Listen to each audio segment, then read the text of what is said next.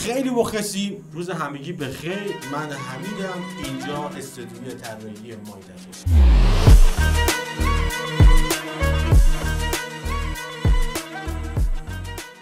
خب آقا، ما همونجوری که توی اینستاگرام صحبت کردیم بهتون قول داده بودیم که میخوایم اینجا در مورد طراحی طرح تتو صحبت میکنیم.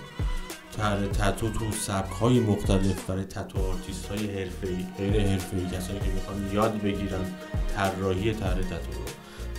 فقط در مورد طراحی تتو صحبت نمی‌کنیم، ولی زمینه اصلی کار ما در مورد طراحیه. حالا تو زمینه‌های مختلف ما از طراحی تتو شروع می‌کنیم و الی آخر. این که خیلی فرار هستش و شما هر چقدر بخواید میتونید در موردش صحبت بکنید، هر چقدر بخواید میتونید در موردش ایده بگیرید و کار بزنید. نرم افزاری که ما باهاش کار میکنیم و به صورت کامل ما توی این کانال آموزش میدیم به صورت مبتدی، پیشرفته، حرفه‌ای. فقط کافیه که کانال رو سابسکرایب کنید، لایک هم کنید، کامنت بذارید، منو حمایت بکنید که بتونم با انرژی خیلی زیاد بهتون این آموزش ها رو برسونم و بدم با بهتری کیفیت و هر آن چیزی که شما نیاز دارید. و در مورد اینکه من یه بیوگرافی از خودم بهتون بگم، من حمیدم، 34 سالمه، 7 ساله که توی این زمینه من دارم فعالیت میکنم.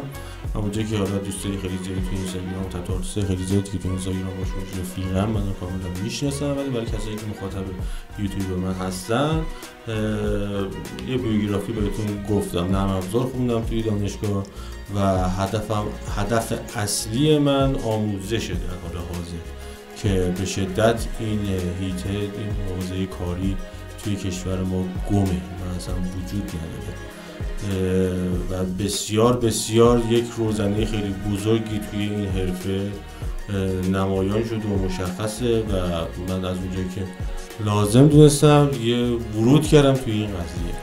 امیدوارم که بتونم هر آن چیزی که من بلدم و بهتون آموزش بدم و شما هم به صورت خیلی حرفه‌ای این کار رو ببرید جلو و لذتش رو ببرید.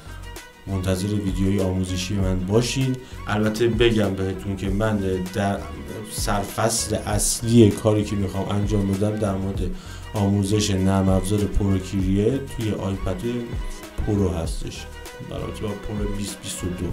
حالا چیزی که خودم دارم استفاده میکنم، البته مدل‌های مختلف داره، ولی خب بیشتر در حال حاضر در مورد این قضیه صحبت میکنیم که بیشتر تتو آرتیست‌ها دارن استفاده میکنن و نمیدونن چجوری از این استفاده بکنم از این نرم افزار. من 0 تا 100 به صورت پیشرفته بهتون یاد میدم. امیدوارم که لذت ببرید. چاکریم.